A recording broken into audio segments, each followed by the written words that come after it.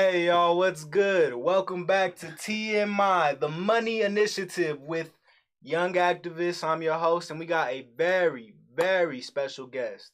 He's a historian, a community organizer, a media journalist, and all of you guys know him very well, a loved brother in our community. Brother Jeff, welcome to the show. Man, my man. Appreciate you. Young Activist, good to be here. Shout out to the AHRR Network. Shout out to Tux, Damu, and everybody. The young brother back there from Kenya. Shout out Tom. Tom, shout out to Tom. It's great being here. Yeah, I appreciate you. You're a staple in the community. You've been here for such a long time. Well, you're born in Colorado, right? Yeah. Oh, beautiful, beautiful, beautiful. You said offline that you went to George Washington High School. No, of course, yeah, Patriots, all day. Yeah, beautiful. That's where my dad went too. Champions. Yeah. A lot of us grew up in Park Hill, and we were bused. All of that dynamic about the movement of individuals going to different schools. It was a way to, not only experiment on us, but we were a part of a social dynamic where folks were trying to integrate, if you will, which has been a truly failed policy. This country, this city is more segregated than ever. And even though we were in the same schools, we were still segregated amongst, population. So we could have just stayed in the hood. However, George is cool. I would imagine, had it not been for busing, the high school would have been Manual High School. Manual, T-Bowes. Yeah, I love that school. Shout out to T-Bowes. I went there myself, right? There you go. Yeah, so speaking a little bit more about, the foundation, staple in the community, you've done tremendous work through the community for years on end. One of the first questions I did want to ask you was, how long have you been in media, journaling, right? Like documenting the story of Colorado or any place, at that matter? How long have you been doing it? Well, you got to think about the start. My start was in hip hop. They call it hip hop now, but in Denver, we just called it rap music. And that hip hop has grown into an incredible culture. And we, a lot of the movers and shakers are right here in the AHRR Network. I've seen a lot of them grow up. And so from an understanding of media, it was an outgrowth of being a part of what was known as the foundational hip hop group called the Legion of Doom. Legion of Doom. The Legion of Doom. I was a part of that particular group. So if you do some of the history, and we covered it here on the AHRR Network, it's foundational. However, through those battles and through that culture, it led to a connection with KDKO radio. And you've got to remember, I was raised in Dr. Daddy-O's house. And so I had already been familiar with radio, personalities, business ownership. Our community in Park Hill and Five Points particularly was full of entrepreneurs. And so when you think about TMI, the Money Initiative, I grew up in an environment where the Money Initiative was actualized around us all day, every day. It was a spirit of do for self.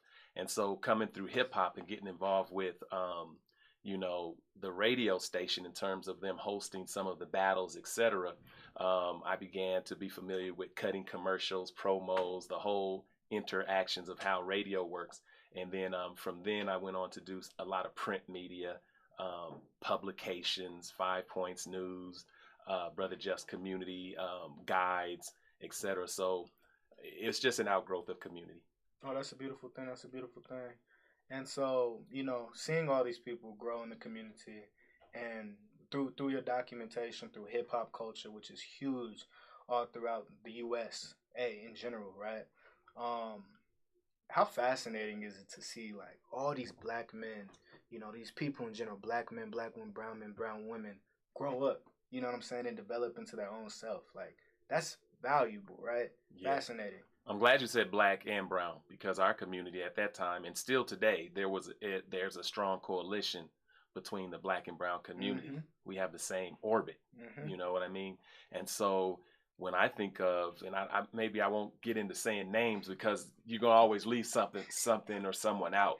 Right. But, our community in Colorado in particular is full of talent. And it just didn't just start developing. It's always been a very talented state. And so remember, with me being, first generation hip hop, that tells you prior to what we call hip hop or rap music, we were surrounded by, the founders of and central members of Earth, Wind and Fire. Yep. That's Park Hill. Yep. That's community. Yep. You've got brothers went to East High School.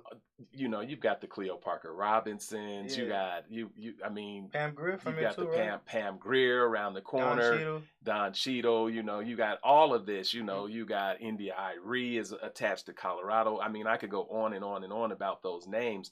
And even going back to the jazz era, you'll start thinking about, Charles Burrell. It's so much. It's so rich. You've got George Morrison Park in 5 Points, like right by your school manual. There's George Morrison Park. Many individuals don't understand George Morrison was an incredible musician who played before the Queen. Wow. Of England. Wow. And I mean, that's saying something about, everybody's talking about the Queen has died recently. And I'm not saying that being amongst the Queen was the be all, the end all, because our stars are amongst us. Right. However, that's saying that we've had an international impact. Think about Earth, Wind and Fire, global impact. Just think about the individuals, tag team. I had a record label. They originally recorded on, my record label. And this is the dynamic of entrepreneurship. Tag team went on to do Whoop, There It Is. At that particular time, outsold Janet Jackson. Right. And a lot of folks don't know this history, but that history is here. The largest music mogul in the world right now, Big John Platt. That's Montbello. You got Shed G. I mean, I could go on. Lewis Johnson Jr. I could go on in terms of all of the individuals I've been amongst and around and motivated by and participating with. And, that's just kind of like the Colorado tradition, rooted in what we call the East Side. When I say the East Side, that extends all the way to Park Hill, Montbello, Aurora. East Side to me just means wherever black folks is at. Yeah. You gonna include Colorado Springs in there too? And man, if you're in Colorado and you're black and you're in Colorado and you've settled somewhere, you're on the East Side. Right. Right.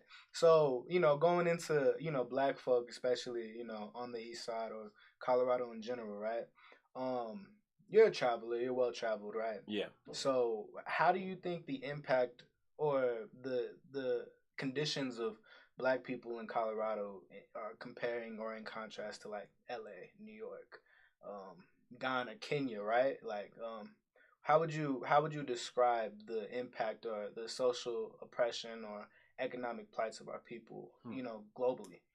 I don't think about it in terms of the economic plight. It's in terms of what we do with what we have. Right. And how we're exploited by what we have, whether it's our talent, whether it's our resources.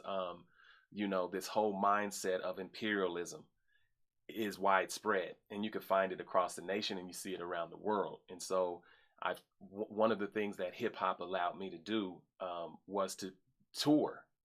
And what I was able to see, we were doing work with individuals like Public Enemy and Ice Cube and DJ Jazzy Jeff and the Fresh Prince. I mean,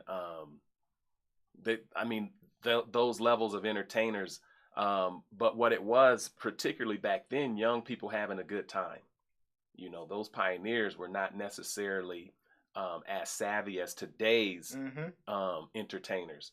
I think that the entertainers that come through the AHRR Network, they're savvy in not only their music and their craft, but their business. They got clothing lines, they got movies. They got that. The world is very expanded. Right. With us, economically, it was mainly we were just having a good time. And while we were young people having a good time, those who knew what we were creating or involved with were able to exploit or extract the economic potential and power of what we're doing. So when you travel around the country, and we were doing all of these different tours, etc., we're able to see that the same thing that was happening in Denver was happening in LA, that was happening in Detroit, what's happening in New York, the same thing. So somebody has a blueprint, and it's almost like a puppeteer Right. that moves the black culture and extracts the economics. And so, with that being said, I saw the same thing traveling in Africa, you know, from South Africa to spending time even in Kenya amongst the Rift Valley, you know, the same dynamic. I do a lot of travel and study in East Africa, Ethiopia, Tigray, all of these dynamics. Everywhere I see black folks, I see the same story. And it's usually rooted in division, exploitation, and everything we create becomes the economic engine and driver for someone else. And those someone else's are usually Europeans. Usually. Yeah. Right. Okay, that's a beautiful thing. It's not a beautiful thing that has happened to our community, but you know, the fact you're well informed. I would honestly consider you one of the smartest people in Colorado, like legitimately. And so through all your experiences in life, if you could take yourself back to an 18-year-old kid, right, in Park Hill, just graduated from George Washington High School, what's one thing that you would do, you know what I'm saying, or you could go back and do to make your life a little bit easier than what it is today? If you know, our life at that particular time, when you think about Northeast Denver, our life was easy and is easy. I mean, it's very difficult now, I think, for some individuals as it relates to the violence. However, I've been in different places and I've seen folks struggling, you know, and I've Right. seen folks that are hard, not because they're trying to be hard, but because their environment is hard. Conditioned, yeah. I mean, you know, like, for example, I imagine, you know, of course, in Northeast Denver, there's some kids now somewhere, somebody that's hungry. You know what I mean? They don't have anything to eat. However, when I drive up the street up 26 on a Friday, I see them giving away free food all the way from the Holly to Colorado Boulevard in huge boxes. Right. And whole families and individuals of all backgrounds are taking advantage of food. Right. You know what I mean? So I think hungry means something different than the actual physical hungry. Mm-hmm. So getting to your question about what was some of the difficulties and the hard parts, growing up, it was very simple because adults in our community were in charge of young people. Now young people are in charge of adults. Mm-hmm.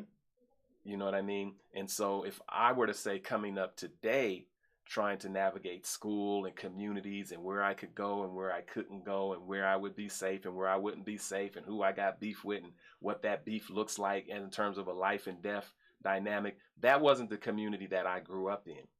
So the difficulties that you're talking about and what I would do different, I don't know, because when young people in our community started murdering one another, you know, I grew up, when I was young, it was the white man, the white man, the white man. You know, that was the theme song. Look what they're doing to us. Right. So by the time I became a young adult or a young activist, it was look at what we're doing to ourselves. And then you take a step back further and know that it's orchestrated. You know, our murdering of one another and our ways that we handle conflict is usually, again, in service to larger powers. Right. And so that entire black community that I grew up in, from the east side to the Park Hill to Montbello, it was wholly black. I'm talking Capri Chicken, you know what I mean? I'm talking about Park Hill Skating Spa. You know, we had everything, dentist offices, Zion Credit Union, like, we controlled everything, you know what I mean? And so while we were dying on the block, others were buying up the block. Mm-hmm. So what would I do different? I would be more intentional about understanding what was going on around me, because we had activists that were able to articulate what was happening, but the adults amongst us who were participating in the dismantling of our community was not sharing information. So can you imagine we having a black DA and everybody getting felonies? Mm. Can you imagine having a black DA and all black folks is getting felonies? Mm. You can't imagine a white DA and all white folks getting felonies. No, never.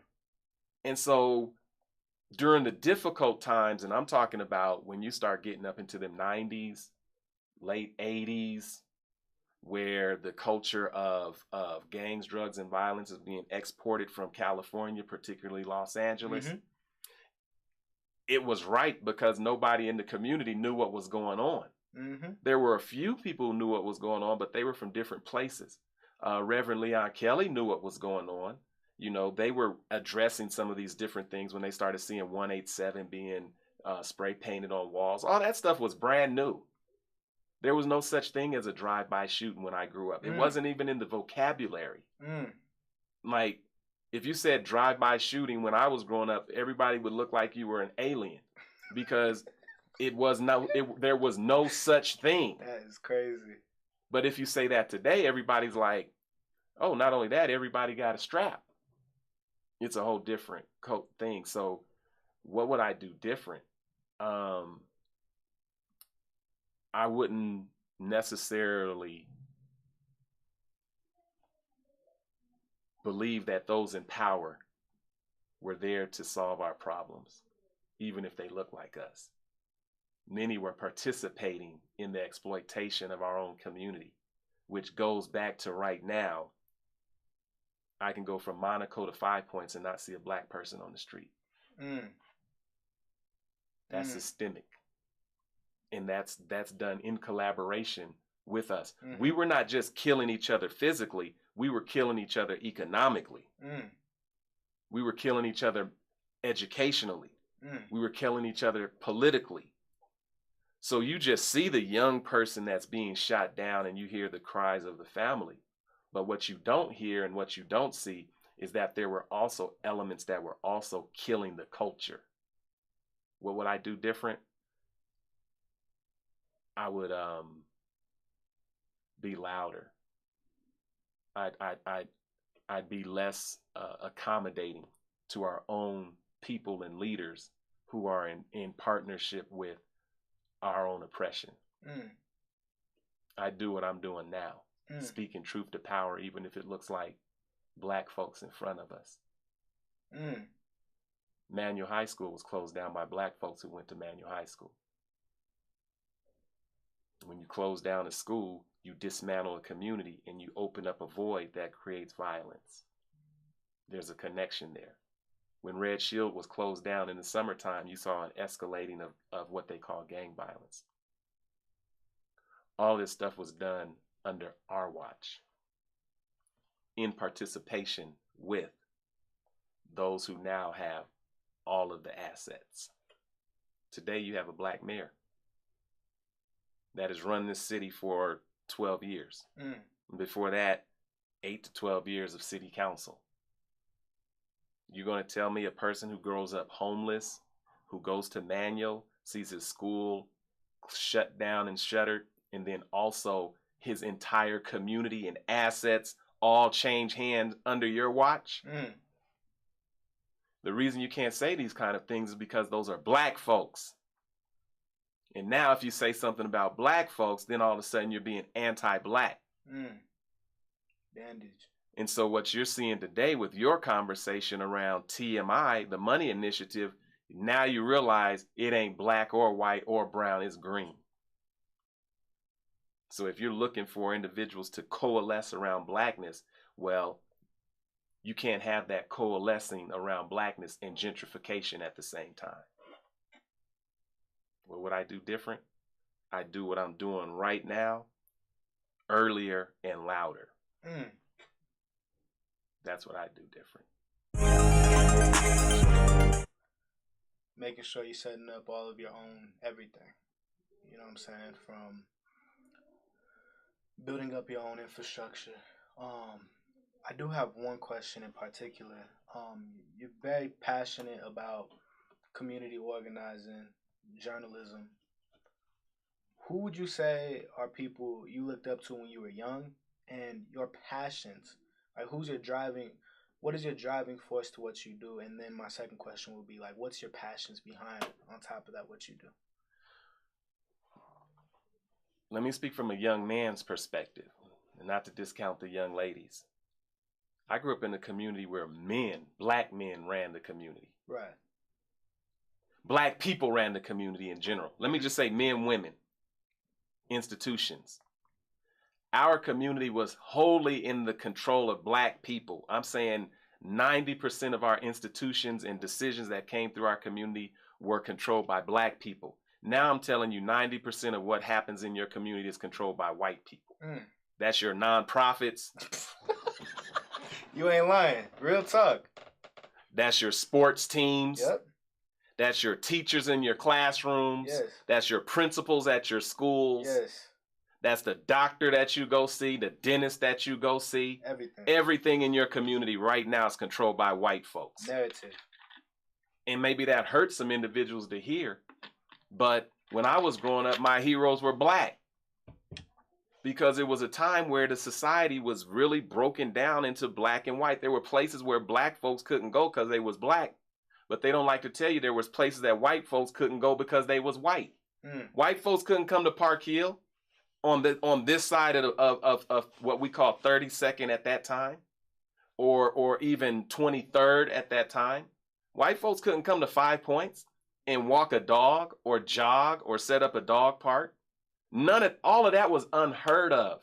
And so the flip side is everyone likes to talk about black folks being victimized. We weren't victimized. We had everything we needed inside of our community. So it wasn't necessary for us to go outside of our community. You see? And so the heroes that I saw were all around me. When you went inside of what they called Skyland Recreation Center, that was full of black men. Mr. Cummings. That was full of Harry, and that was full of black folks, black men. When I listen to the radio, I'm in the house of the radio station owner, Dr. Daddio. So if someone talks to me about TMI, the Money Initiative, my financial understanding comes from Dr. Daddio. I was raised by him, a black man who owned the station. First of all, Dr. Daddio went to work for a white station.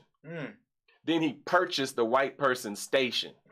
And then he hired black people to work in the black station. That's my role model. That's my pattern. It's like black and brown folks is working for a black man who owns KDKO radio. If you listen to Kuvo right now, KUVO, you'll hear Carlos Landos. Carlos Landos used to work at KDKO radio station. You listen to Tony V on at one time, I guess it was 107.5. I taught Tony V radio inside of KDKO at Dr. Daddio's internship program. Wow. You think about Becky Davis Taylor, renowned radio personality that runs Winter Park Jazz Festival. She started at KDKO radio. Wow.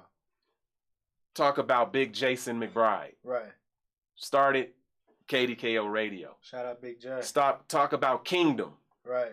Started at KDKO radio. Wow. So, and I could go on and on about the individuals in our community that had access because they had their own institution in their own community. Show me a black person right now where they're going to go learn radio right now in an industry that will welcome them in without sending them through a 4-year college where they got to pay $100,000, $200,000 just to get their foot in the door. Right. If it isn't for the R network, then most of the stuff that we're hearing won't even take place. I don't think people are going to understand the value of the R network until years into the future. They're not going to catch up with Damu and Tux's vision until years into the future. But there's going to be individuals like young activists like, man, I was at this place called the R Network. Right. That's how I became a mogul in media. Right. Because I had an opportunity in my community. Right. Our community had opportunities that no longer exist. Right. So if you want something right now, basically you got to go ask white folks if you could do it. Yes. And that's facts. Yeah, they got the Colorado Radio School down in Lakewood or something like that. Whatever they have, we had. Our radio school was KDKO radio. That was our school. Mm. When you think about the dismantling of media in our community, we learned. They got it right there too. We learned actual television at a place called Mile High Television. Do you know what Mile High Television? It was next to Mile High Stadium. Wow. This is when cable came out. I've been around long enough to where if you had music, you had to have a hit inside the record because there was no such thing as a video that went with it. That's crazy. We learned television when cable came out because the airwaves are owned by the public. The airwaves are public property. You own them and I own them. When the cable industry came into existence, they had to ask us if they could have cable in our communities. And as a result, they had to give you cable channels, community cable channels, Channel 55, Channel 56, where Brother Jeff could go into Mile High DC TV and learn how to work the camera, take the camera, check it out for free, and take it into the community. Learn audio and video and all that just by signing up for free because it was our property. Some of the early hip hop that you will find was by a guy his last name was Herzog. Herzog. Hertzzo. Rest in peace. He would take the DC TV equipment and video all of the hip hop battles we were doing and then run it on cable television. This is what young people were doing back then. And then that moved to 5 Points. That's when you had the cable television inside the media center. You know where Channel 12 is now, Kuvo just moved out of? That was the media center. It was owned by the community. Wow. It was owned by the community. That building was purchased by the Piton Foundation and given to the media center, a nonprofit, to where the cable industry had to fund it, and the city council had to pay for it out of their budget because they were getting money from the cable industry. That's where we had the truck now. You had the network truck. Everything you have inside of our network right now, the community had it inside of not only the Denver Community Television, but they also had a truck and they had multi-camera setups, computers and everything, and we didn't have to pay for it. And then guess what? The city defunds it. They take that cable money, they use it for itself. Now, have you ever heard of this thing called Channel 8?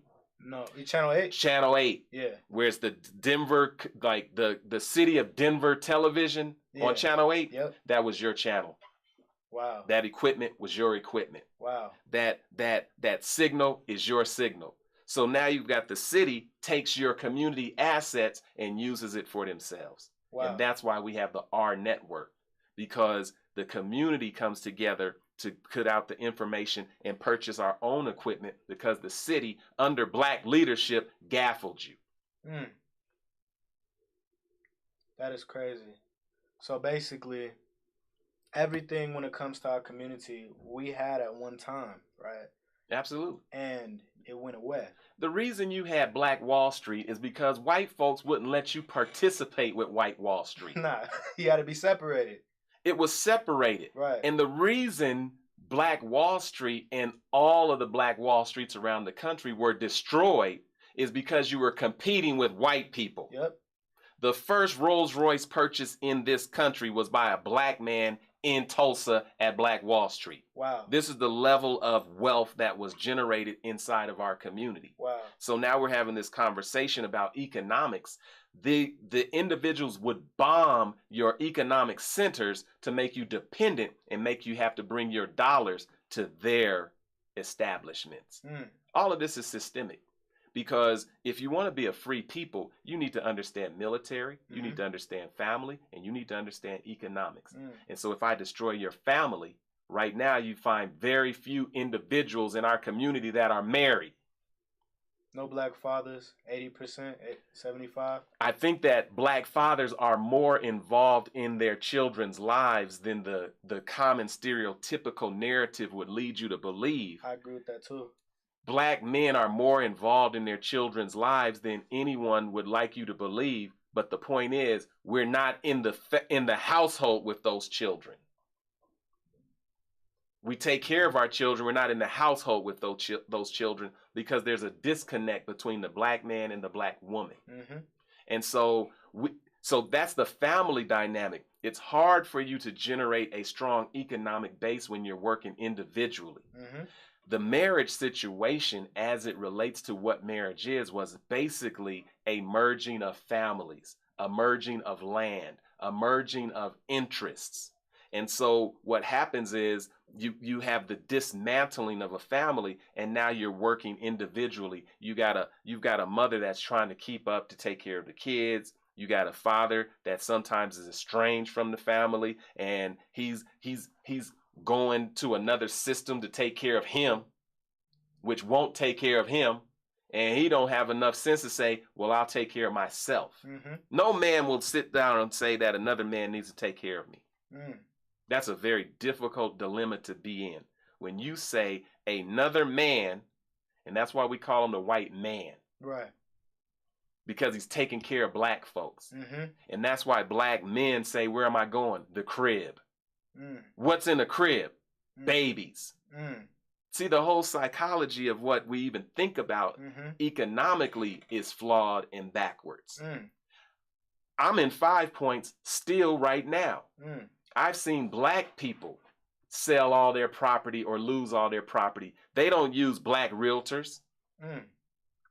They don't sell to black people. Mm-mm. We have a mindset, as long as we don't have anything and we are in proximity to master, then I'm successful. So look at all of your successful blacks. Most of them are next to white folks. Mm. And then they go and visit their families in these various hoods around the nation. That's real. You're not lying there. They're not doing anything to build their community that was destroyed. See, it makes them say that blacks are deficit. Well, we just can't figure it out. No, we had it all. Yes, we did. And in my lifetime, I've seen it. Yeah. I've seen black ownership, from radios to lawyers to doctors. And I'm talking about they live next door to you. Even the police officer lived across the street from you, and he looked like you. Mm. What do we have today? Black success looks like nearness to white folks, proximity to white folks. And what do white folks like to do best? Murder black people. Yes, they do. So what do black folks do well? Murder black people. Yes, and why do you got so many individuals in the community that are never caught, never brought forward, never held accountable? Because they're a part of a narrative of killing black folks, and nobody cares when black folks die. Yep. They got the no snitching.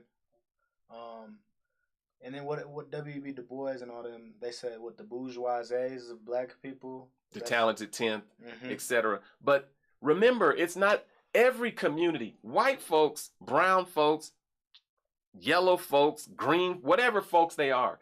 Every people have their driving force that know how to do something, whatever that is, and then they've got some part of their community that's struggling. Mm-hmm. But the responsibility is, whatever part of our community is struggling is a part of our community to help make whole, not turn away from. Mm-hmm. We turn away from those who are struggling and then don't understand why those who are struggling collectively unify and take care of themselves and destroy you. Right. There's one thing you told me that I always kept in mind, told me years ago. You said black people, actually white people, will disagree with 99% of the things they have in common with, or not uncommon with, right?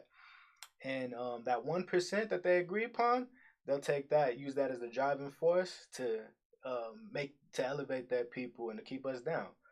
Black people will agree with 99% of the problems and oppression.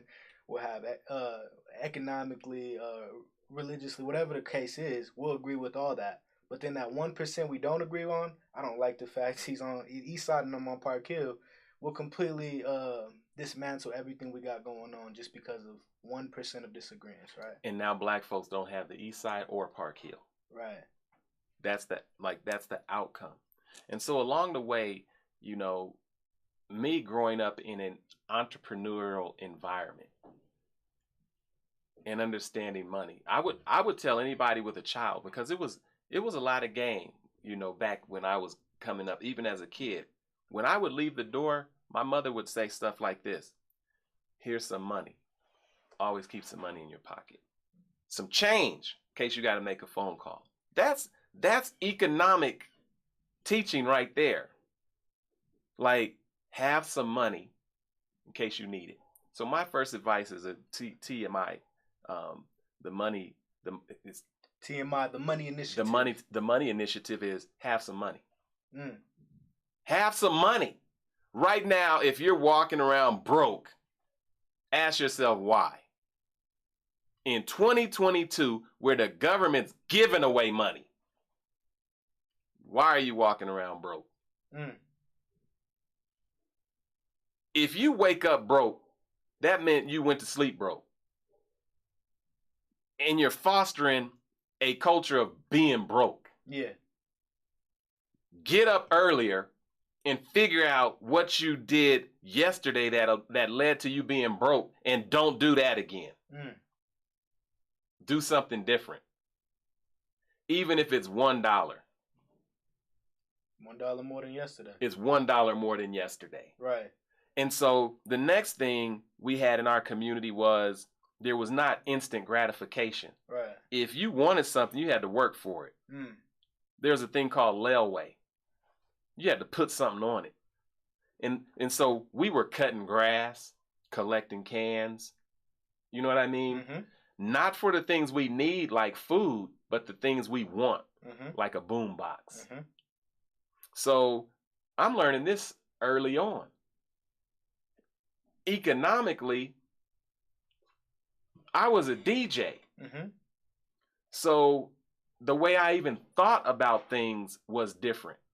Even today, I'm not going to a party just to go to a party. Mm-mm. I'm either throwing a party, or I'm participating in the party, or I'm going to also participate economically. Networking, whatever the case is. I don't need to be seen and be broke. Mm. I don't need to be seen and be broke. It's powerful. And so I didn't go to my prom. I didn't go to my homecoming. I DJ'd my prom. I DJ'd my homecoming, and I charged the system for my services. Wow, that's smart. You talking about in high school too? I ask anybody about Mr. Magic. Mr. Magic, definitely. DJing your own prom in high school. I never even heard of that before. Now, it's such a creative idea. Not only that, I'm just telling you what the music allowed me to do. Here's the game that still takes place today, and I see it often. Inside of our community, we had our own clubs also. The grown folks were at the clubs. They called the Horizon, the 19th Hole, Smitty's, Omni. I was Jet Set, Aurora Lounge.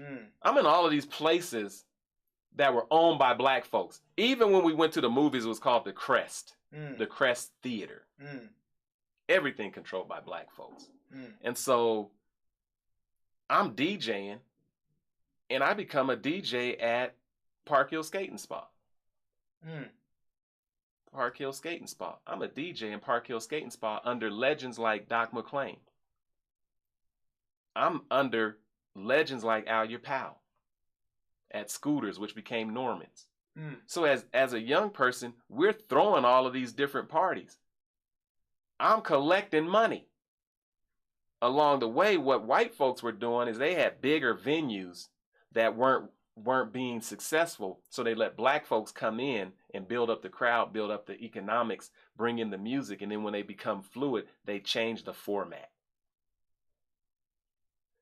I'm one of the only that I know of DJs that purchased his own club and DJ'd in his own club and had his own bar.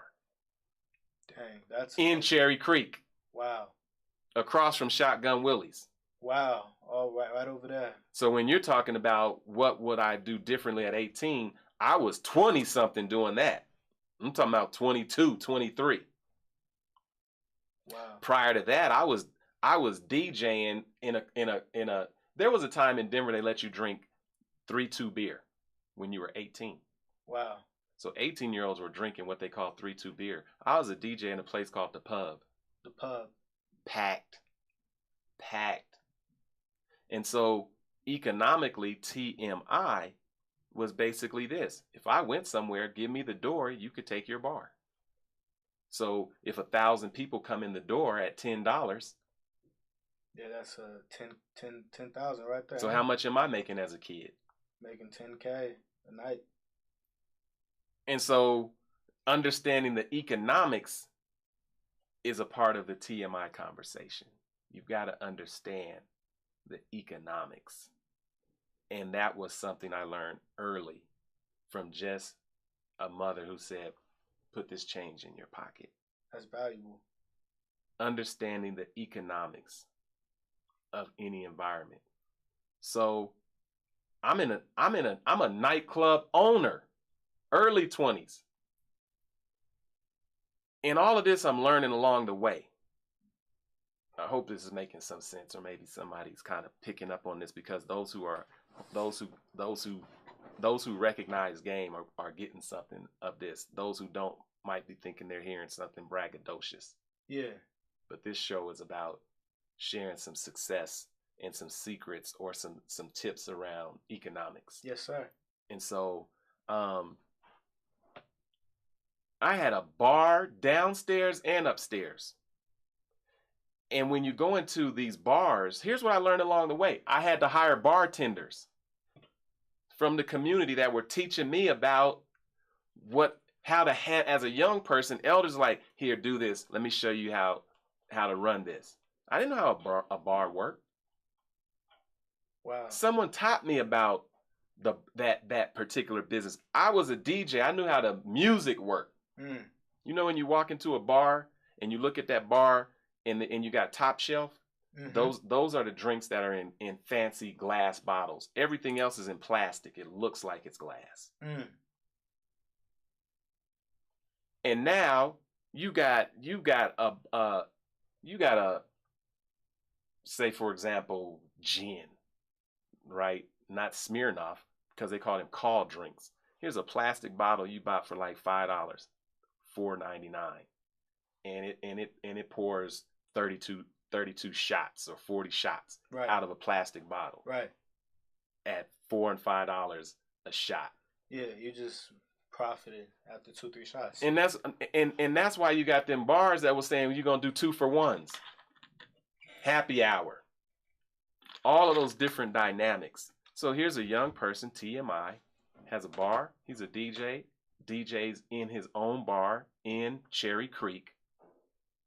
Right? Flavor Flav coming to the club. Toddy T. Ice T. All these individuals coming into town. They're coming to the club. One of the individuals that used to bring them to my clubs was a DJ that most folks know right now named DJ Rollo. He came out of California. Wow. They were riding what they call them ninja motorcycles. The point I'm making is around that time, our community started killing each other. And I stopped doing all of that work. And I started doing what you're doing. A young activist. And then I start thinking about ways to build community. Like my philosophy now is economically, I'm not charging anybody any interest. I don't make money off of interest because I don't believe in interest. I don't do anything that has anything to do with substances, legal or otherwise. Right. Alcohol, cigarettes, any of that stuff that has a negative impact collectively on our community, regardless of how you feel about it morally. I'm not a moralist, and I'm not an individual that says, you know what, if you got to get it out the mud. I'm the type of person that says you get it how you live. I don't have no judgment about how folks get their money. You have to make there's consequences attached to whatever you do in life. Right. I'm not the person who says you should do this or not do that. I'm telling you that my TMI conversation is attached to things that are uplifting for our community. Our children can participate in as well, and our elders can at the same time. And so that was a difficult model to figure out, but ultimately I figured it out. And a couple of things that I would tell individuals to consider is, if you're renting a space, buy a space. Purchase a home. Purchase real estate. That way you're not going to get evicted. Right. Ownership. And so along the way, our conversation in my mindset was, we as a people are the makers, the owners, the cream of the planet Earth, God of the universe. Right. You see, and all of that plays into a economic conversation as well. Right. Of course, God of the universe. I like that. It ain't a lie though. and folks think about God in a lot of different ways. It could just be a good, orderly direction. Right, for sure.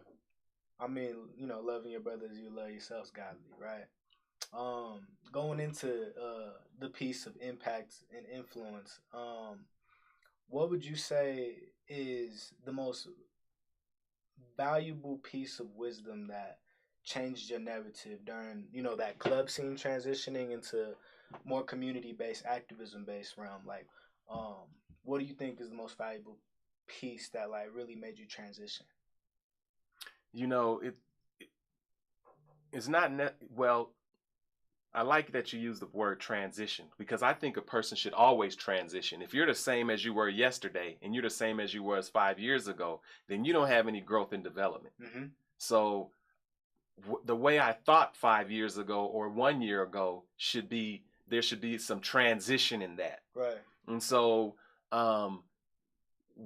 what is it that helped me transition was basically having the responsibility that I saw men in our community having and holding when I was young, being responsible for where I'm at and the young people that I'm around. And so the best thing to me is, with Brother Jeff, I get a lot of love in our community. And it's not because I'm special, it's because they know I love the community. You can't find black folks that say Brother Jeff don't love black folks. Right. You can't find folks saying Brother Jeff won't stand up for our community wherever it's at. Right. You won't see me picking and choosing who's who and who isn't, because those in our community, whether they're in blue or if they're in red, they're all still my nephews and nieces. Right. I understand that our community, we're all still the same. I'm not better than the person who's doing something different than me. I'm not saying what they're doing is somehow deficit and etc. They know that collectively we will move together. Right. So the best learning advice was, perhaps seeing people I grew up with and younger killing each other and dying. Because all of the names that you know in Park Hill, in the East Side particularly, in Montbello, because we're all family, mm-hmm. people say young people are dying mm-hmm. or people are killing each other. Mm-hmm. Those are your brothers, your sisters, your nieces, and your nephews, and they have names. Yeah. We've gotten into a culture of that's just the way it is. Yep. The best advice or the best transition I had was knowing it's my responsibility when my brother or sister is being murdered to do something to stand in the gap to help address that. Mm-hmm. I don't have time to play. Mm-hmm. Yeah, I want to play. I want to do, I want to have a good time. Young people want to have a good time. Older folks want to have a good time. But when you're at war, you don't have time for a good time. Right. When you're burying Kassan Evans at 2 years old, you don't have time for a good time. Right. When you're seeing young people that are paralyzed in your community, you don't have time for a good time. Right. When you see our young people being a part of a prison industrial complex that begins in the educational setting, mm-hmm. I don't have time to play. Mm-hmm. So the transition was, I'm serious about figuring out what it's going to take to make sure we live and have a future in the type of environment that I grew up in, Mm-hmm. and that was adults and young people's lives. Right. I'll never forget John Motley having a conversation with John Motley going down the street on Welton Street, and he's bumping, and we're bumping Ice Cube's latest CD, and that comes out, Sign Your Death Certificate. Those were the last words I heard John Motley say before he was gunned down. Mm-hmm. So I carry this history, and knowing that the transition is of greater responsibility. Mm-hmm. Yeah, I want to kick it. I want to be I want to look at the ladies. I want to do all. No, the next transition, and even or nearly in that area, is being a father. Mm-hmm. Once you have children, you don't got time to play, because your kids need time to play. Right.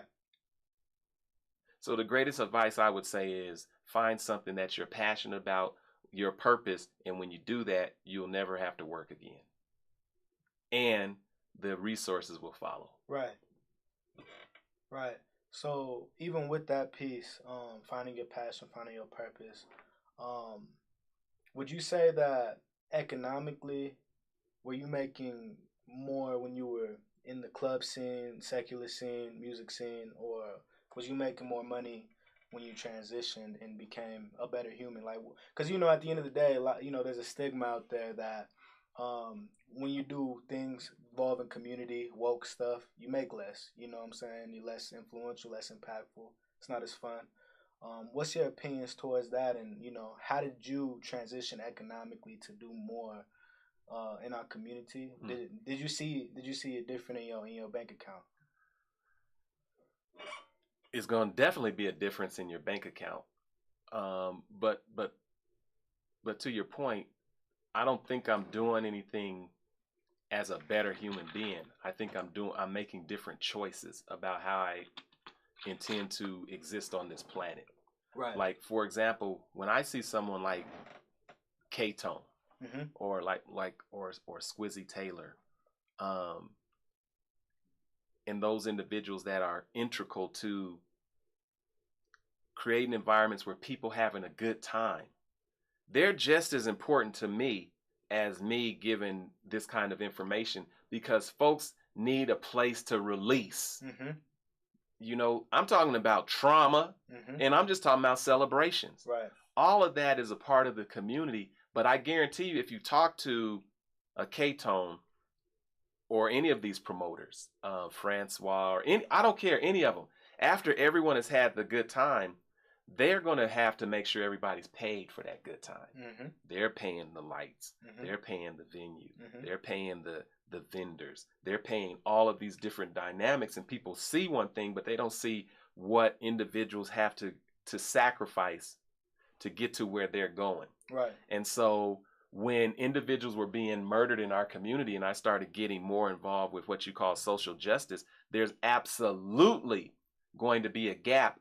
And the gap is, and listen to this, young activists, most woke people don't know how to make money.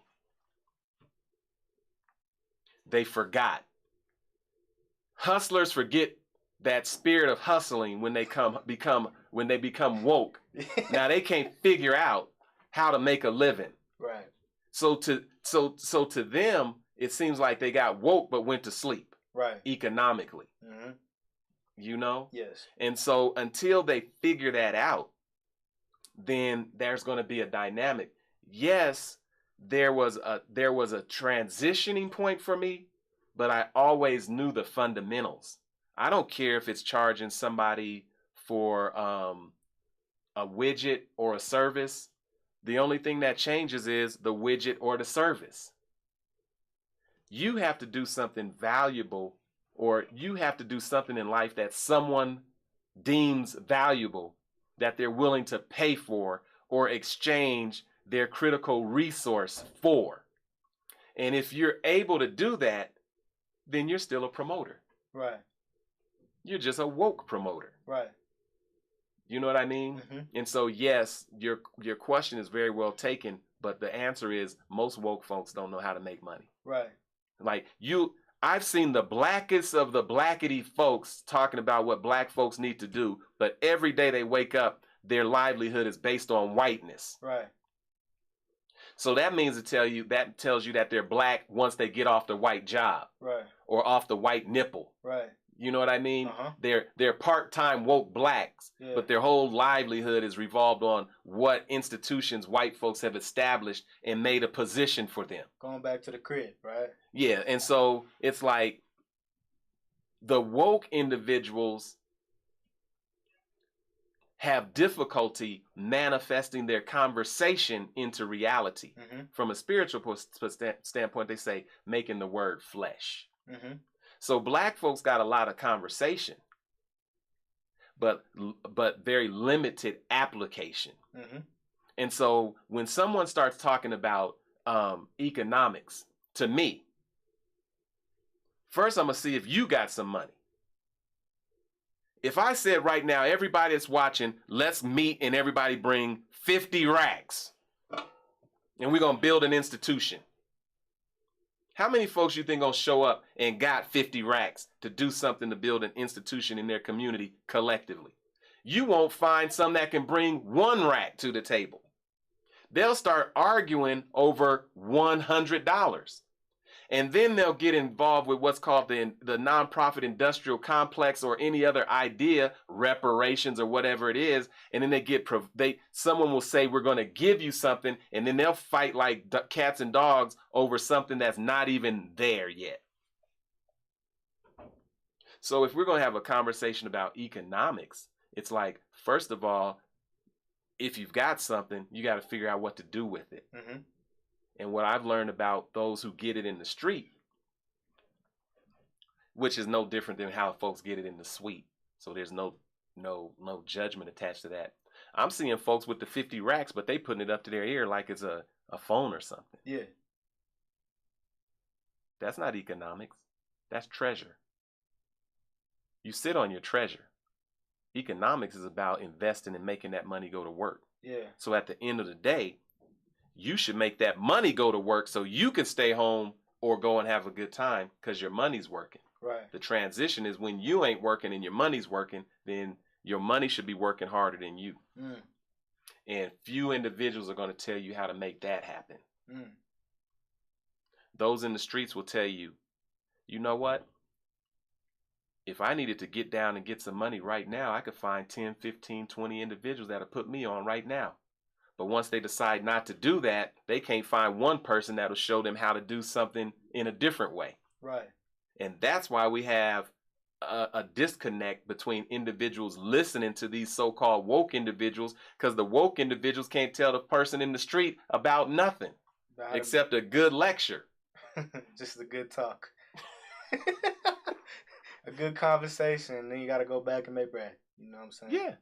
There's nothing you could do economically for the person except inspire them, maybe. You know what I'm saying? Man, I think the ideal around TMI is about money is a tool, mm-hmm. but the ideal is the power. Mm-hmm. What are you thinking about? Right. Like when you wake up, what are you thinking about? Right. And whatever it is that you're thinking about, that's what you're going to manifest. Exactly. And with that, hold that thought, y'all. We are going to commercial break, and we will see you here shortly. TMI. TMI. Appreciate you so much.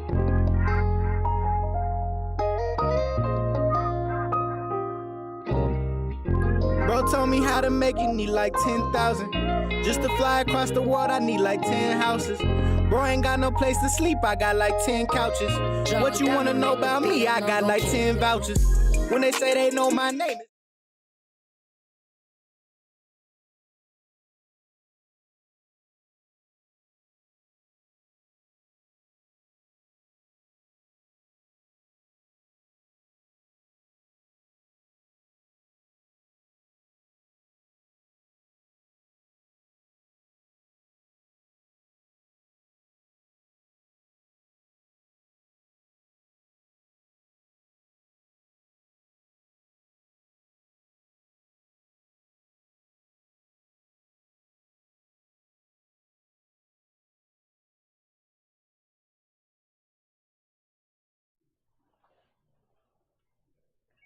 Appreciate y'all. Welcome back, y'all. Welcome back, y'all. So I wanted to first and foremost thank you, brother Jeff. Like I said before, historian in the community, a community leader, and on top of that, a media journalist. Been around the community for decades now, helping out black and brown people economically and being a representative and a voice for our community. Again, thank you, brother Jeff, It's a for pleasure. thanking being a part of us and being a guest for the Money Initiative TMI. So I wanted to talk a little bit about more specifically on financial literacy, right? Going to that, what do you do in order to be success? Actually, here, let me ask you this question. How do I word this for you? So when it comes to the money initiative, what's your agenda, let's say 20 years from now, when it comes to financial equity within your family, of course, starting forward, and also the black and brown community? How do you want to leave an impact financially on our people and our community? I mean, my family is my community. Mm. You know what I mean? Mm-hmm. I want to see my community in a powerful economic position to where they're not wanting or begging someone to do for them what we could do for ourselves. And so where I'm at right now is legacy. What I've learned along the way is, and this is cliche, I haven't been to any funeral where I've seen them back that bank account up to that hearse. What I've seen is families fighting about what their loved one did or didn't leave for them. You know what I mean? Like, you can have a powerful life and then have someone squander your entire life economic contributions by just arguing with the family members to where the attorneys gobble up all the resources, and when the family finishes fighting, there's nothing there to split up anyway. Mm. So my idea looks like this. If the Denver public school system is not working for our children, and it's not, then at what point are we as a people going to have our own Grayling Country Day School, our own Colorado Academy, our own Regis? When will we start educating our own children? And some will say, well, we don't have an example of that. Yes, we do, because the work that we were doing, even as you were younger, we created Institute of Global Scholarship, private school. Mm. Choices, Challenges, and Images, private school, which became a charter school, which is now Samsonite. If you go down I-70, there's a charter school in that old Samsonite building that white folks got that building. My aunt Carolyn Jones established that building, and they took it from her. Wow. We had Sims Fayola. Wow. We had Union Baptist Excel Institute. Right. We had Watch Care Daycare. Right. All of these institutions were learning institutions in our community that we established or had longevity. And what happened is the freedom that we went for, we gave it back because the system said, we're going to give you a charter. In other words, we're going to give you some more money. In other words, come back to the plantation so that we can control you. And the moment they went back to the plantation, they closed them down. Mm. Again, that's our community. I'm talking about freedom. You're talking about what it is that I see in the legacy and the financial literacy. The financial literacy is basic. From a street level, it's money don't make me, I make money. And when I get money, it's what I do with money as a tool to actualize my vision, not sit on top of treasure. And so when I ask the question, if you woke up broke, why'd you wake up broke? And if you did something different the next day and you ended up with $1, then all you have to do is find 10 other individuals with $1. Now you got 10. Right. Our success is unity. And so my vision as it relates to economic And financial literacy is what can we do collectively, because one rich person doesn't mean a damn thing. No, it doesn't. It doesn't matter if you're a billionaire. So what? What are you going to do with $1 billion? Someone said that 1 billionaire can end world hunger globally. And you got all these billionaires and none of them decided, and some of them are multi-billionaires, none of them decided that I'm going to end world hunger. Right now in our community, collectively, we've got black folks that have enormous amounts of money. None of them have come together collectively and said, we need to save Welton Street Cafe. Our community is so in pain that we've got black leadership. We got black folks at all levels of authority. They're the heads of banks. They're the heads of government. They're the heads of education. They're the heads of institutions. And all of them collectively can't come together to save Welton Street Cafe. Right. One institution that has fed every one of our children and children's children. We can't figure out how to have one restaurant. We've seen Capri Chicken gone. We've seen M&D's gone. We've seen Brown Sugar's Burgers and Bones gone. We've seen Cora Faye's gone. Everything in every generation is we're starting over and over and over. And they're trying to kill Welton Street Cafe, but thank goodness Welton Street Cafe is fighting. And it's the community that's keeping them open, because the people in power that have all the wealth, they ain't got a damn dime for their own community. And what they're doing is they're sitting up next to what they call people of power saying, I got mine, you get yours. So my legacy is this. I hope no one ever says, Brother Jeff had the mentality of, I got mine, you get yours. My mentality is, I am because we are. Without you, I am nothing. And with that being said, economically, spiritually, socially, morally, whatever it is that builds a society and a people, that's what I'm about. And the legacy is, if you got $1, make it 2. And if you can't make it 2 by yourself, find somebody else that's got $1. Come together with a collective vision that is going to do something for our children and our children's children, so that when Kwanzaa rolls around or anything rolls around, someone will say, I stand on the shoulders of greatness and I want to pour a libation in the name of Brother Jeff. I want to say his name. And if that's something that takes place, then I've done well. And if at any point my community feels that I've let them down, then that is my greatest failure. Wow. If your community says you let them down, that is my greatest failure. That is your greatest I work failure. every day to make sure that my family is proud of me, my community is proud of me, and my ancestors are proud of me, so that when I go into the next phase of life, there will be those that can benefit from the trails and the tracks that I laid, so their life is a little easier, so they don't have to get it out the mud. Right. What is generational wealth to you? Generational wealth, first of all, wealth begins with your thinking. So what we have right now is a collective slave mentality. Your thinking is your wealth. Your health is your wealth. This is the first generation you're starting to see young people getting gray hair as teenagers. Man, that's crazy. Kids born with gray hair, stress and trauma. Wealth is not just the accumulation of what they call money or a medium of exchange. At one time, wealth was salt.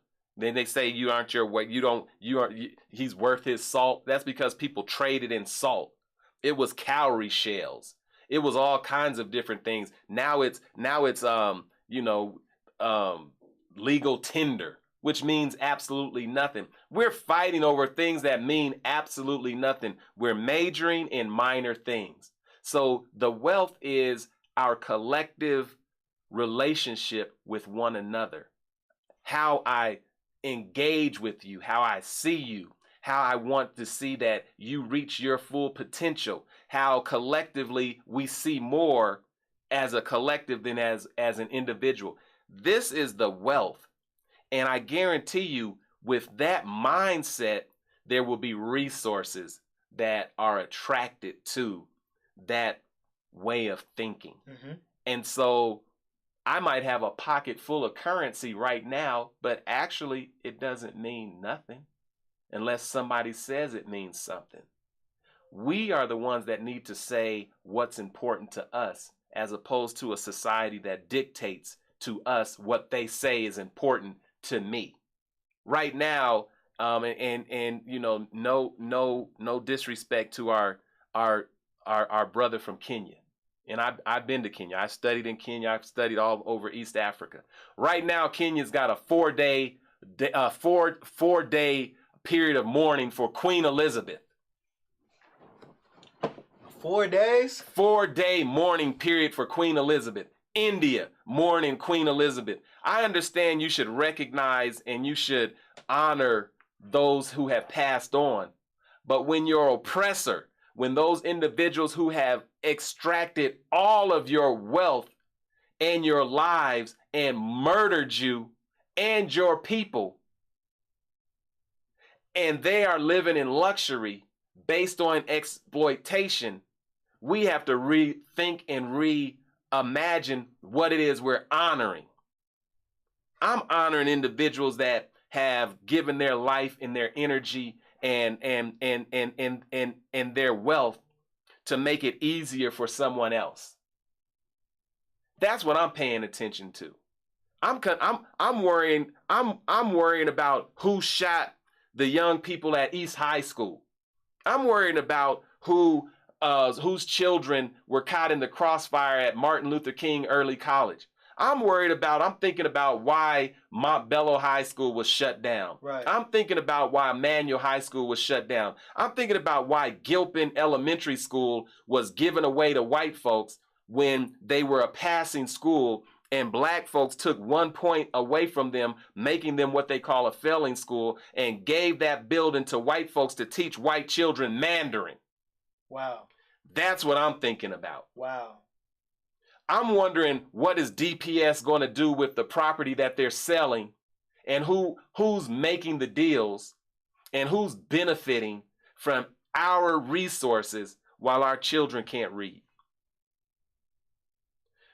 I'm not going to get caught up into the world saying I'm supposed to be worried about Queen Elizabeth. Right. I'm not. Right.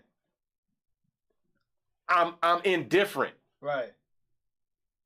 I want that same energy for our community.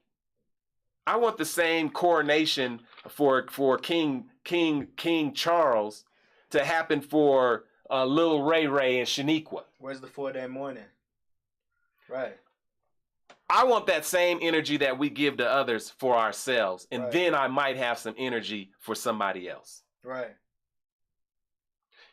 If they care about me, I care about them. They don't care about me, I'm not trying to over care about them. Right. It might sound harsh, but we got some work to do. Right. And economically, we got work to do. There's no reason in the world that everyone in our community and all of our people should not be blessed with wealth beyond our means, in spite of the fact that we built this entire country. Right. There's no way in the world. And if you try to tell me we don't have money because we don't work hard, there's nobody that's worked harder than black folks in this country and perhaps in this world. Right. So stop playing those games with me. As they say in reparations, cut the check. And then it's like, when we get the money, it's what we do with it. It doesn't become a statue. It doesn't become something we have to put up to our ear. Right. It's what do we do? And that's what you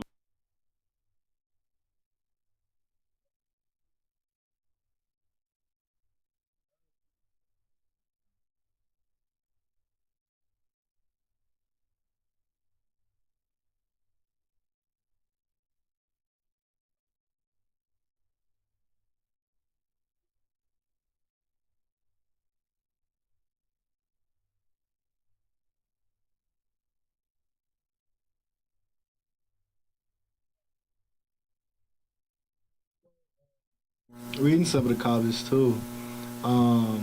See what people are saying on here.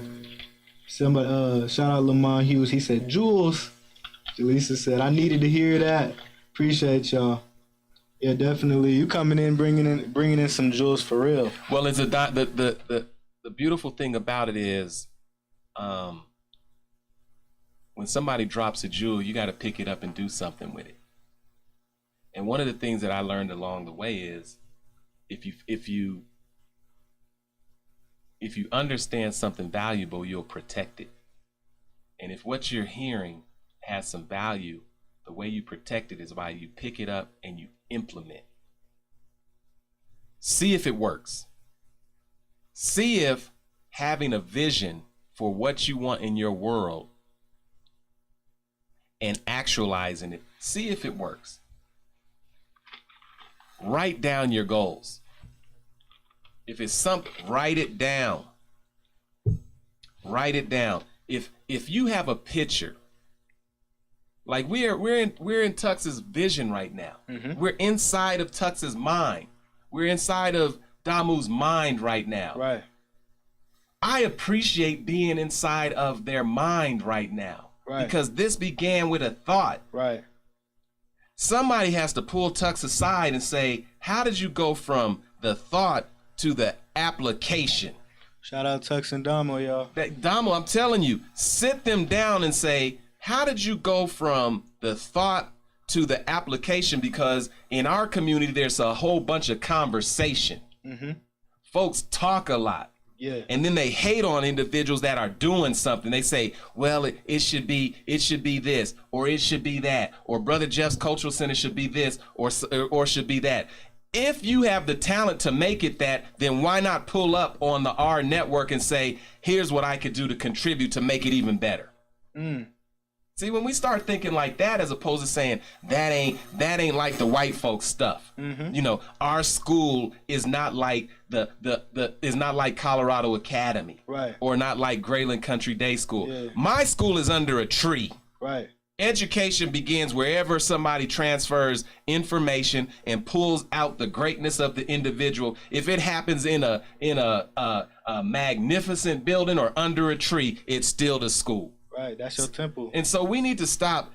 We need to stop measuring our success by individuals that have robbed, pillaged, and murdered everybody on the planet for their stuff. Mm-hmm. You're never going to catch them. Because even when you start catching up with them, they're going to bomb. Damn. Tulsa. And what they don't want you to understand is when you understand you have something of value, you've got to lock it up. You got to watch it. You got to wash it. You got to fine tune it. And when you have it and you don't protect it, someone's going to come and take it. And when black folks get to the point that say, you're not taking anything from me. We've created this, and at the same time, we created a military. Mm-hmm. And if you gun at me, I'm gunning back at you. You bomb my community, I'm bombing your community, and I guarantee you all that bombing will stop. Mm-hmm. It will stop. Mm-hmm. And so, shout out to the AHRR Network. Shout out to you, young activists, for having the mindset to have this type of conversation. Because right now there's individuals, they're having conversations and it ain't about what we're talking about. No. You know? No, we have to change some mindsets. And that's the work. And if you create an institution, you're able to hire the community. And now we have a partnership which is rooted in economics. But today we as a collective community couldn't come together and save Welton Street Cafe. No. Stop talking to me about what black folks have. Right. Stop it. Right. If you're sitting on your money, that's not called an economy. That's called a treasure. And you got a treasure chest. Right. And what's going to happen is you can't take it with you. And when it's gone, when you're gone, somebody's going to make a decision about what it is about what you left behind that we're going to keep and what we're going to throw away. Right. Right. That's 100% true. You ain't lying. No, because you see it within, you know, Asian communities, Arab communities. Everybody can circulate wealth very well relatively, you know, at high percentages, while, you know, our community don't have that same value hold. We're the number one consumers in America by far. We spend nearly $3 trillion a year, you know, in assets that help build other infrastructures. I would say, how much do you try to spend black and work with black when it comes to like your day-to-day basis, like investing? You know, they got that grocery store right next to Melody Market. Yep, Melody I go there all the time. And I do it specifically because I want to make sure that I'm investing with our community at every step of the way. Mm-hmm. First, the majority of what happens around me, I look for our community. I don't go into the black folks can't do it. White folks do poor business also, but you always run back to them. All the time. We always want an excuse for why we don't support blackness. Right. And so we're killing all of those excuses. My final advice to you would probably be, simple. And here's an economic dynamic. Look at the AHRR Network. Look at what you're doing. You asked me to be on this show. Yes, sir. What I'm sharing with you belongs to you. And so I'm investing in you right now. Yes, sir. It's not currency, but what I'm doing is saying what you're doing, young activists, is so important that I want to invest in what it is that you're attempting to do and what you're doing. Mm-hmm. Our network is more important to me than CNN. CNN don't care about me. They don't know me. I'm Ted Turner. My Ted Turner is Tux. Right. It's Damu. My artists are the ones that I see in Colorado. Right. The people I support, my energy goes to things that are around me. Because if I support it, it can grow. So yes, I support our community all the time. And I do it first. And the reason why, because my community always supports me. Mm. Beautiful, beautiful. I'm not here because somebody else made me. No. I'm here because my community made me. The shoulders that I stand on. When I was young, I knew I wanted to be a millionaire. Now I know that there's young folks that are saying a billionaire now, but when I was young, $1 million sounded like a big deal. Right. And it was a big deal until I became one. It's not a big deal. But I know that in my mind, what I decided I wanted to be, economically, I became. Gentrification hurts my heart. But I could tell you this, I ain't going nowhere. I own my property. Mm. And I own property individuals don't even know I own. I travel the world. I've got a passport. I'm not saying this because I'm bragging. I'm saying this because somebody may need to know that you don't have to be a superstar this or a superstar that, or you don't have to run up and down the field or up and down the court, which is important. I respect all of that. You could be an average cat from Park Hill and know what it means to grind and make your dreams come true. And the way you do that is you surround yourself with like-minded individuals.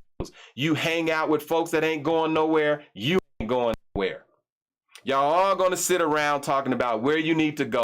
And because you're all going nowhere, even though you're talking about it, you ain't going nowhere. Right. Get out that I'm not going nowhere car in conversation and find yourself surrounded by individuals that are doing and going where you want to go. Mm. There are not, like, if trifling individuals hang out with trifling individuals, all you're going to do is be trifling. you're going to be trifling together. Right. And not saying that trifling is a bad thing. If you want to be trifling, then be trifling. Yeah. If you want to be nothing, just don't do nothing. And I guarantee you won't be nothing. Right. But if you want to do something, it's going to take sacrifice. Yeah. It's going to take naysayers. Mm-hmm. It's going to take opposition. But it's the opposition that makes the bird fly. That's true. It's the tension. It's the opposition. It's the opposite force that makes you fly. And I guarantee you, look around the individuals you are around. Look at those individuals that are on your speed dial, and you are exactly like them. 100% true. Look at who you're around, and that's who you are. And sometimes, if it's not working for you, you're going to have to change up. And change ain't easy. You put moldy fruit around healthy fruit, it's going to mold faster. That's 100% true. And it ain't bad. If you, if my goal is to sit around and do nothing, then that's cool. That was my goal. Then I'm successful. I'm just not that person. I've never been the type of person that could sit around and do nothing. And I'm not the type of person that needs to be the same person the next day. I'm always trying to figure out something different, see what's going on, and elevate. And the way you do that is by being around like minds. And so economically, you know, if you want to know something about money, ask somebody with some money, or ask somebody that lost some money. Because they had it at one point, and they can tell you what not. A person that had it and lost it know how to get it again. A person that ain't never had it but just been talking about it always got a conversation. Right. Never sleep on somebody that has fallen down. Our community has so much experience. That's why we're so brilliant, because we've been knocked down in every way you can think. We've been knocked down economically, spiritually, physically, and guess what? We still standing tall. Yeah, we are. We're the strongest. And that in and of itself is motivation enough for me to keep pushing. The lowest of our people is the greatest to me as it relates to some other folks. Oh yeah, for sure. So I'm not tripping. I know we're gonna win because we're winning. They ain't gonna tell you you're winning, but we're winning. We're winning economically. We eating. We got housing. Right. Everything they say we don't have, we got it. Right. It may not be looking like yours, but if we want it to be different, we'll come together and make it different. Our will look like what we want it to be. Right. Yeah, we don't need to be in skyscrapers. That might not be our desire, right? Yeah. I know some individuals that ain't got no housing, and that's because they don't want no housing. They choosing. That's real. I agree. I know some folks that's free that ain't got none of this stuff that we think that makes you successful. Definitely. And with that, people, I got one more thing to finalize it out. Where can they find you, Brother Jeff? BrotherJeff.com. Beautiful thing. I appreciate you as a guest, you know what I'm saying, and bringing out these jewels. Like I said, one of the smartest people in all of Colorado, especially to come out of the East Side and Park Hill area. We appreciate you so much, man, and I'm definitely going to keep asking you questions on and offline, and thank you very much, and I would love to have you again soon. Well, I could tell you the final thing that I would tell you that will elevate you more than anything, and that is read. Get you a book, and if you think about a book, open it up and you see its wings, and read. It'll make you fly. Definitely. We appreciate you for sure. Also, on top of that, fact y'all didn't know, about the average person in America, black, white, Asian, has a reading level of about a 7th or 8th grade level, meaning your capacity and the way you comprehend information is the level of a 13 or 14-year-old. Fun fact to take with y'all. Thank you very much again, Brother Jeff, for being on the show and dropping all these jewels. Love to listen more. Subscribe. Make sure y'all share our network and the Money Initiative. We out. Thank y'all. Peace. Make sure the outcome is always in. Be a copy. Stay in lane and be yourself is the best option. Never say yourself short, you ain't no bid for auction. I don't really know what you be meaning. We thinking on the things that we needin'. Can't sleep in, even working on the weekends. I depend on the things that I'm dreaming. Even when we got the whip with the top down. From the school of hard knocks, never dropped out. We turning on them, yeah, we best believe it. Now we on the come up, ain't no secret. Ain't no secret. Now we on the come up, ain't no secret.